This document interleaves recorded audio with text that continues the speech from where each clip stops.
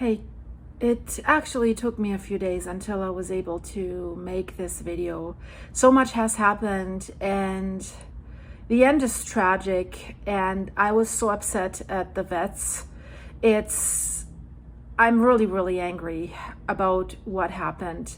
You know, since Apollo got paralyzed, I've tried to figure out what it is, and I went to that big clinic, the one that referred me to go to the radiation therapy in Washington, and they're a good clinic. And I went there to the night emergency, and that woman said, yeah, it's probably cancer.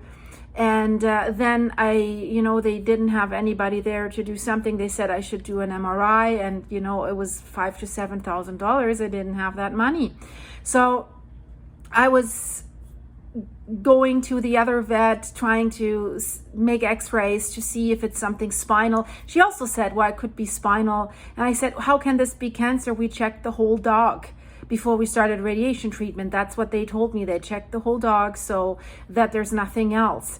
And I did these x-rays, the story. Then the first guy only did the x-rays of his hind area and said, no, that's not cancer. There's a narrow area in his spine. But things didn't get better. We thought, is it from the radiation therapy? Because the document said this can be the reason as well. But it was down the road. It was absolutely cute to see how Eddie was lying next to Apollo, giving him company. And both dogs, Eddie and Rudy, were always watching Apollo and giving him comfort, and really they stayed with him. And then I bought this red light therapy because I was hoping if it's like spinal or something, this can help. And I knew, there's two chances. If it's a tumor and it increases the circulation, that can make the tumor worse. But for me, I felt I need to know what this is. It drives me crazy, right? So I wanted to go. I finally made that decision, and I said, I want to make an MRI. We need to know what's going on. We've done so much to save him. His tumor is absolutely gone, the mouth and nasal tumor. So I called that clinic again, and I said, guys, I need to speak with the oncologist, my oncologist, Apollo's oncologist. And then I had this receptionist on the line, and she was like, oh, no, I can't put you through. I can't do that. You need to come in for a consultation first with one of our emergency doctors. And I said, I was there last week, just 4 days ago. And, they charge you $250 for a consultation, but no solution. And I said, that doesn't help me. Yeah, no, you need to do a consultation, because then they tell you if you have to go to a neurologist or the oncologist. And I said, I would like to speak to the oncologist. She was very nice. She referred me to Washington, and I said, I want to show her the dog, and I want to discuss this with her, because already when I presented Apollo the first time to that oncologist with the mouse tumor that I found, I said his legs are sliding, there is something off, and he's losing urine, and the other two dogs are sniffing his penis all the time, like sucking up that urine. There is something that they're smelling. But I was ignored. I'm like, no, just trim the hairs between the paws. That's why he's sliding. And I said, he's never been sliding on tiles before. It's very weird. And I said, it looks ataxic. I've seen ataxic in horses, thankfully not my horses, but I've seen it. So I know a little bit about that, because I always do research if I see an animal that has a problem. And I said this again in Washington, by the way. And they're also like, oh, he's clumsy. Let's trim the hair. They did trim the hair. But, then this receptionist, she was like, then really nasty to me. And she said, that oncologist hasn't seen Apollo since November, because you were due for a recheck on January 9th and you didn't come. So she hasn't seen him, so I'm not giving you an appointment. And I said, that recheck was just a few days after we left Washington, and you wanted to make another scan that we already had done there that would have cost me another $2,000. I said, I'm sorry, I'm not a cash machine. I spent so much money already, which has got me into trouble already. And she's like, yeah, well, so you can't see the oncologist. And I said, well, why can't I speak to her and show her the dog? And I told her, and I said, I've made the decision. I want to do an MRI. Well, that's weeks out. You're not getting an appointment for an MRI. That's weeks out. And just unless it is an absolute emergency. And I said, it is an absolute emergency. The dog's deteriorating. There's something wrong. And I said, and also he had a little bit of a problem that his penis was out and that the skin, it wasn't going back in. And I said, I need some help. And really, the oncologist needs to see the dog. She wouldn't give me an appointment, and she would insist, well, you can go for a consultation. Yeah, we give you a discount for $175. And I said, this is just another doctor that doesn't give me any other information than I already had, because I've just done that at your place. Now, please. And she wouldn't do that, and she got really bitchy. And, you know, normally I would really bitch back. But the problem is here, guys, and I don't want to bash anything. I'm just giving you my reality. That place is the only place, if you really have an emergency, that is open and that has doctors that have a better education than the average one here. They're getting them from other countries. It's sad that I have to say that, but I've done some research. How long do human doctors and veterinarians in Europe, especially Germany, have to train and have an education compared to here or in England? It's shocking. So, but you know, this place, they have doctors from Germany, from New Zealand, from the US, and not the usual the normal vets here. They're all from India. A lot of them are from India here in downtown Vancouver. And there's the rumors that they're faking their certificates. And I don't know, I don't want to accuse anybody, but it's the thing. I was desperate. I'm like, I can't believe this. So I said, okay, I need to go back to the Indian doctor that I have at the other clinic. And I need to do some x-rays of his front area, because I always said something's wrong with his shoulders. And before I presented him for the mouth tumor, I also said there's not many muscles on his shoulders. That is weird. Where is that coming from? And now he has little muscles on his hind legs. And the overall condition, it looks like weird. What is this? And you know, you don't deteriorate if you have a spinal condition. I've seen people with bad discs and like pain and had to take so many medications. But again, I went there and I said, please make an x-ray of his neck between the head and the shoulders. And then this guy said to me, yeah, I see the disc hernia. There's a disc problem. This is what's causing this. It's not a tumor. This is definitely a disc problem. So I was like, okay. So I went back home. I started the red light therapy, and it was calming him down so much. He was falling asleep. It was really cute. So sometimes he likes to lay on the tiles because he likes it cool. He's always been a dog. I always called him like he's a fresh air fetishist, or how we call that. So I tried where he feels most comfortable, and he fell asleep with this, and I did this with him, right? Taking care of him and all that. And so I really thought, okay, if this is a disc problem, like a spine that's squeezing the nerve, that can be super, super painful. So I was looking into this. Is there anything that we can do, like there's electroacupuncture? And I was looking out these places, right? While I was still upset that we were not able to see the oncologist, because, you know, the way they treated me, I don't, you know, and it was horrible. Yeah, I have to say it was really, really horrible. And yeah, what can I say? He was deteriorating. He was getting weaker in the front legs so that it was harder for him to sit up. I was taking him out in the trolley so that he would get sunlight every day, and he was looking around. He was happy about that, and then lifting up his hind legs, walking with him a little bit, and he liked that. He was looking at other dogs, at other people, but then, you know, the last 3 days he got weaker and weaker, which is strange for a disc problem, right? But I still, I don't know. For me, what I've seen on the x-ray, I mean, the first doctor that looked at the x-ray said there's nothing. And then the second one, when I went there twice. It's it's such a, I'm mixed up in my head. But you know, first after we did the neck x-rays, they said there's nothing. Then I asked again, and then the other doctor said, yeah, there is something. And then I said to that doctor, I said, you know, could this tumor have spread that he has in the mouth? Because they told me that tumor is usually not spreading. So if we're doing the radiation therapy, we're done with this. So plasmacytoma. And then the guy's like, let me check that. And he goes to his computer, and I thought he's looking up some medicinal database or something, and he Googles it. And he reads Google and Wikipedia to me, and I'm like, oh gosh, right?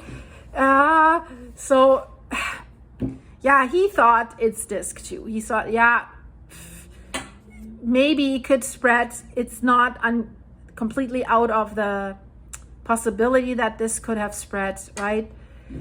And then one night, I always had Apollo next to me. He started that, like a scream that I've never heard from any dog. It was like a slow scream, very, very scary.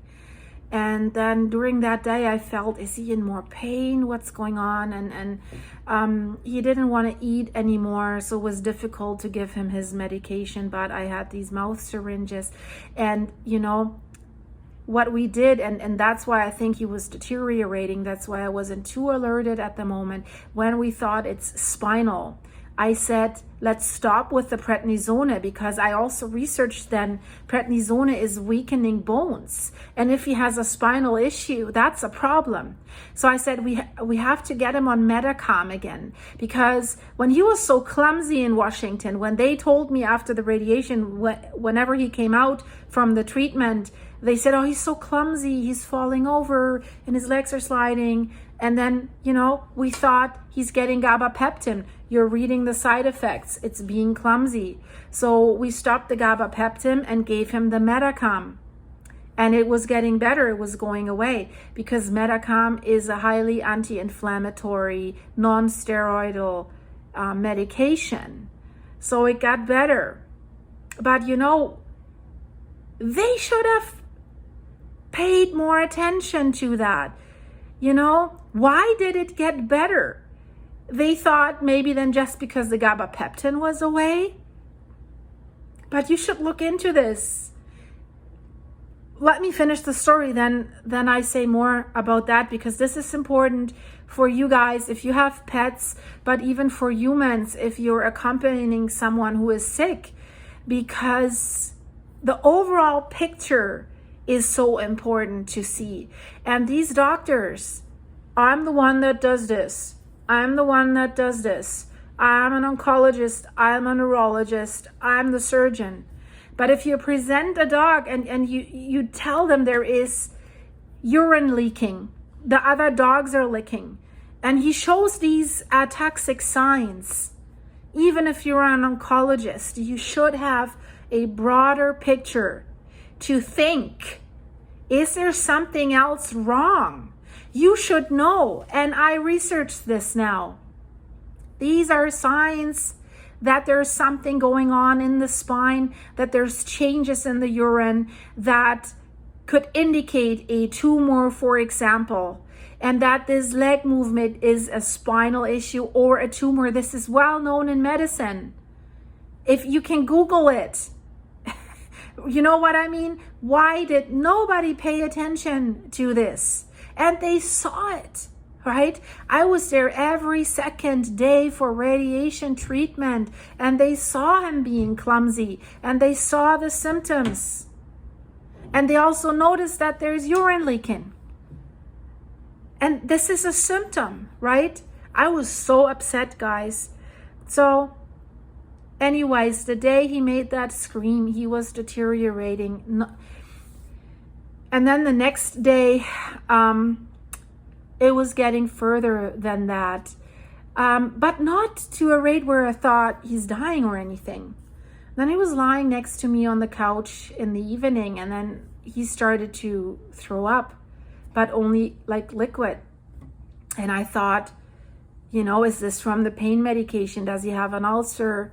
Or does he have anything like this? and he was very weak. I had to lift him up that he wouldn't suffocate from that, but it was only liquid that came out, a little bit brownish liquid. So I'm like, does he have bleeding ulcers? And then like 2 hours after that, he did this again, and he was panting, breathing very heavily. And I laid him down on the tiles because he likes to be cooled down, because I read that all these medication that can like heat him up a little bit.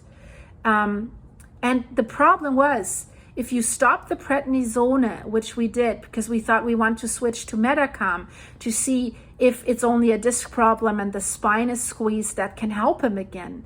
But you have to take a break of 5 days between prednisone and Metacam, because it can end very dangerous for the dog if you don't do that.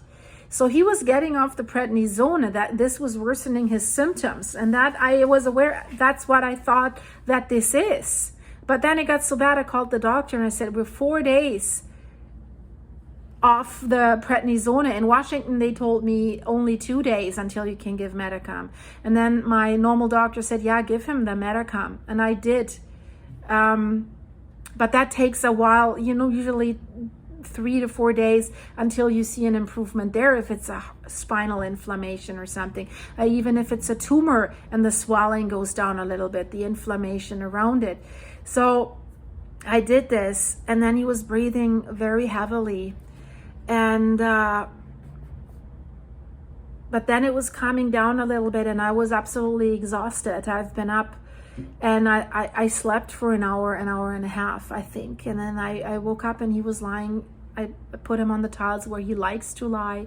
And I thought, okay, now I'm taking him to another position, putting him in the bed. And when I lifted him up, I felt like, oh my God, he was doing this noise like, you know what I mean? I held him in my arms. And I knew he's dying, right? But I was so glad that I was up. And it was like he waited for me. And I lifted him up in my arm, and he took his last breath there. And I couldn't believe it that he actually died.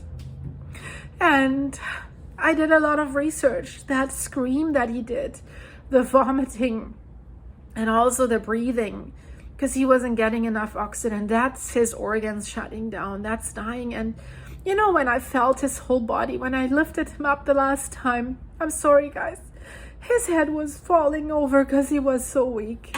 He had no muscles anymore. I felt his body, absolutely no muscles anymore. And this is when cancer eats you up. I've seen it so many times in humans. And in in Apollo's brother that had an aggressive spreading tumor, different from what Apollo had. So in that moment, I knew he died from cancer. And also his ears, when you looked at the skin in his ears, it had this yellow, brownish skin color that I've seen in people that are dying from cancer. So I was upset. I'm like, how could this happen? So I did a lot of medical research, really consulting and asking. And then it's absolutely clear that the urine leaking and these ataxic symptoms that he had, when I presented him in November to the oncologist at the local specialist clinic, that was absolutely a clear signal that there's something wrong on his spine, either a tumor or a spinal issue. And they didn't see it. And I said it again when I first presented him in Washington. I said that there must be something, that the other two dogs go crazy after his urine and that they're constantly licking his penis. And it's an absolute sign. They should know that. Plus the leg thing, plus no muscles on the shoulders. He also had no muscles on the head. I've seen this before. If they have a tumor in the mouth, all these muscles go away. You can feel the bones. It's crazy. His brother, I felt that too.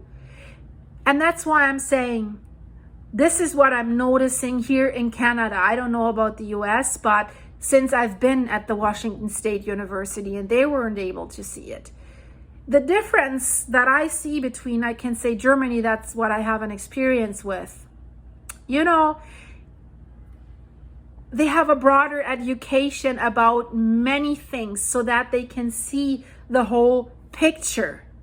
I mean, here's like, you go to a dentist, you go to a guy that pulls the teeth, you go to a guy that does a root canal. In Germany, you go to a dentist that does all of that, right? I can give you an example. My neighbor's tree was burning because it was touching the power lines that go along my driveway, but it's separated with a hedge. So the power company comes and says, can we access the tree from your side? And I said, fine, no problem. It wasn't really burning, it was smoking a little bit. One branch was touching that power line. So there's two guys, or three, standing there looking at that power line. I said, what are you doing, guys? Why don't you take a chainsaw and just cut that little branch? It was only that long. Problem solved. And they said, no, we're only the ones that are observing this. We're waiting for the ones that are actually working on this. And I'm like, three guys. And then they said, we have to secure the perimeter. I said, what do you mean? We have to block your driveway. I'm like, then I can't get out and in. It's on the neighbor's property. And I was like, I couldn't believe it. But really, then they brought these big orange, how you call that, cylindric road blocks. They blocked my driveway with it. And then they left. Of course, I took this away so that I can drive in and out. This was absolutely idiotic. But this is what I'm saying. It's like, they're only responsible for one thing and they have no knowledge about the other thing. Get a ladder and a clipper and that little branch, just cut it, problem solved. Way cheaper than, like, it took 3 days for them to solve that problem, by the way. So the same here. That oncologist here in Vancouver should have known that. I am not a trained veterinarian. Now I've made this experience with my dog. Now I know it, right? If someone else, if now I was a vet, presents me a dog, I look at all the symptoms. Is he walking right? You know, if I find a tumor somewhere. And why didn't they do an MRI in the first place? This is also a question that I have. And then I also said to them before he died, the last 2 weeks, I'm like, all of a sudden he's getting these lipomas or these fatty knots on the skin everywhere. They're exploding. These are kind of like, even if there are benign tumors, something's going on. Nobody could tell me what that is or make a connection. Not at the specialty clinic, not at my vet. They all ignored that.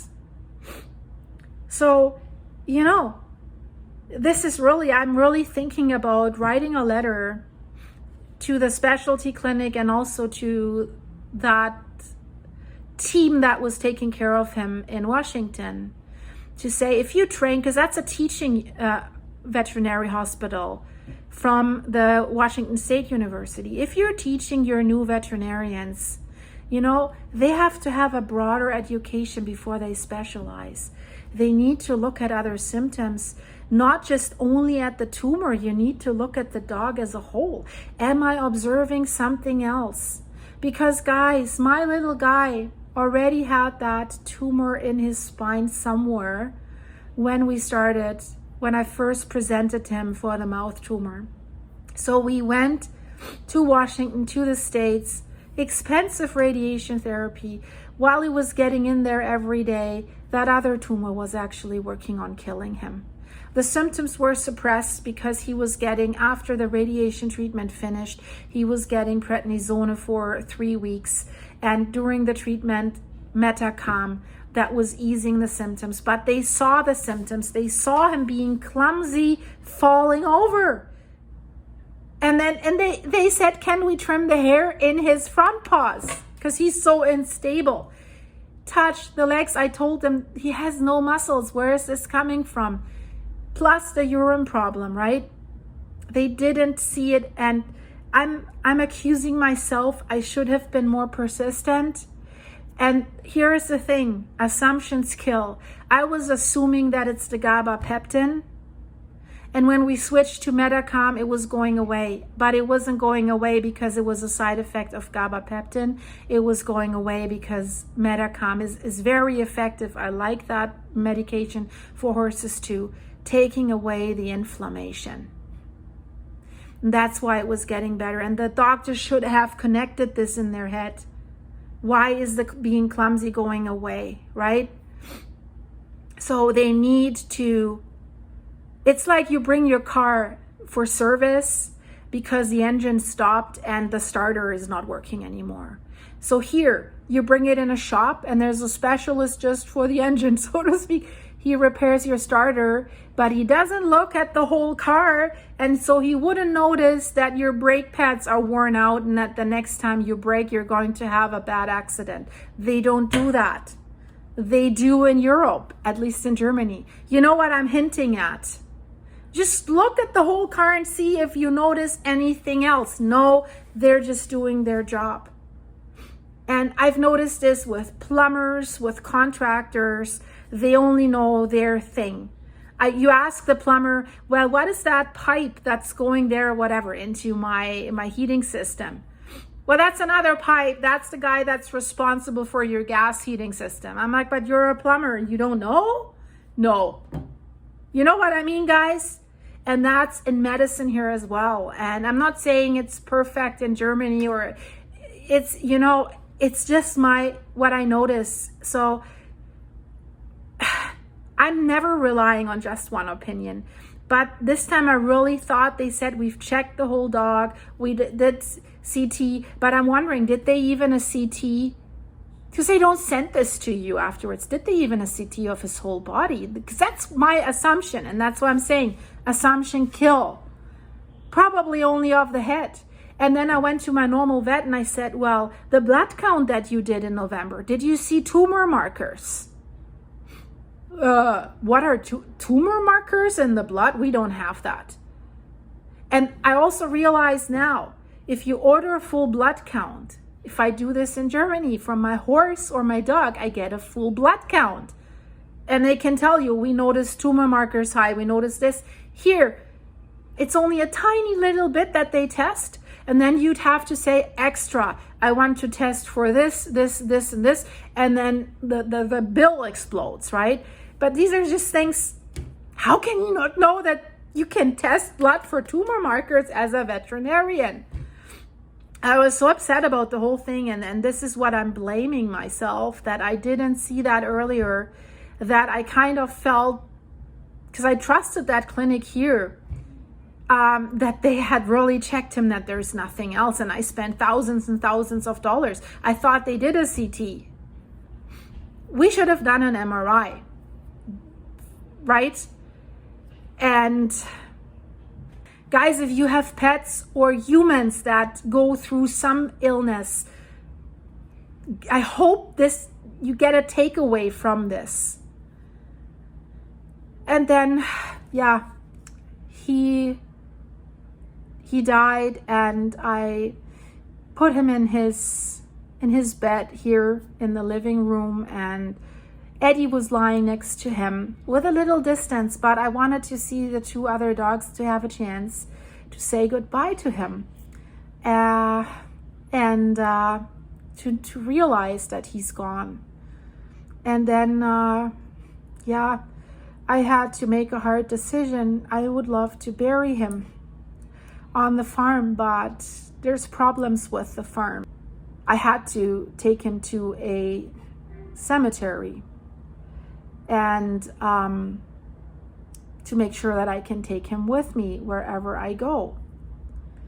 And this was really hard, guys, because normally they get picked up at the vet or somewhere. You have to bring him to some pickup point. And I said, I'm not doing this. I don't trust you that you don't burn him with some other dog and I don't get him.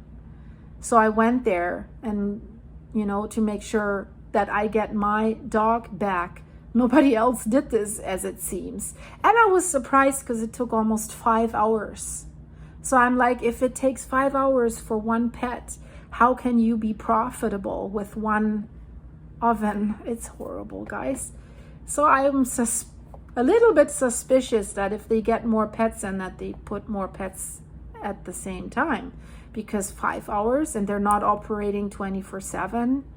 It's kind of strange. So Now I have his urn, and it eats me up that this little guy, you know, when they finished the radiation treatment at Washington State University, they brought him out.